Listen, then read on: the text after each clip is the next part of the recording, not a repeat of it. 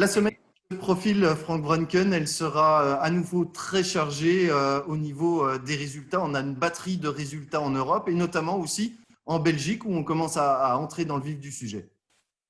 Oui, tout à fait, hein. Donc, bon, c'est toujours, bien entendu, les sociétés américaines qui démarrent, et par après, c'est l'Europe. Mais on rentrera vraiment dans le vif du sujet à partir de la semaine prochaine. On a déjà eu certains résultats en Belgique, mais ça continuera.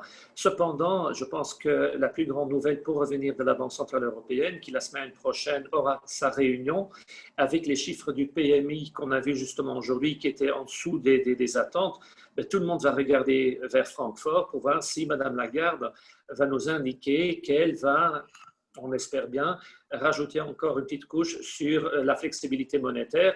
Maintenant, bien entendu, il faut se poser la question, quels sont encore les outils dont elle dispose pour donner un coup de pouce à l'économie européenne? Justement, à quoi est-ce qu'on s'attend sur ce front-là? Ce serait plutôt une augmentation du programme de rachat d'actifs? C'est à quoi on pense en premier lieu, hein. Mais donc, il faut se poser la question si cela pourrait avoir un effet. Je pense que peut-être du côté bancaire, elle pourrait faire quelque chose pour motiver davantage l'emprunt, donc le prêt bancaire en général pour notre industrie.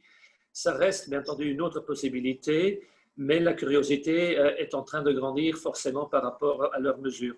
Quels sont les outils que pourrait actionner, les autres outils que pourrait actionner la Banque centrale européenne?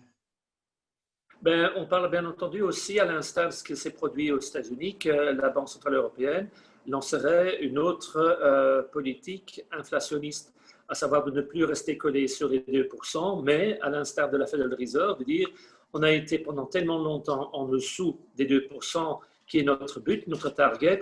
Si jamais en effet on dépasserait ce seuil, pour autant ne pas directement monter les taux et de faire comprendre que encore pour beaucoup plus longtemps, les taux vont rester extrêmement bas et de ce fait-là, garder une courbe très plate avec bien entendu des taux long terme qui resteront aussi très très bas. Est-ce qu'à plus long terme, ça pourrait avoir des risques inflationnistes, cela, Franck? Je pense qu'il y a clairement un risque, hein, et le risque pourrait venir à nouveau un peu plus du côté asiatique où on voit un relancement économique et surtout la Chine qui est grand consommateur de tout ce qui est commodité.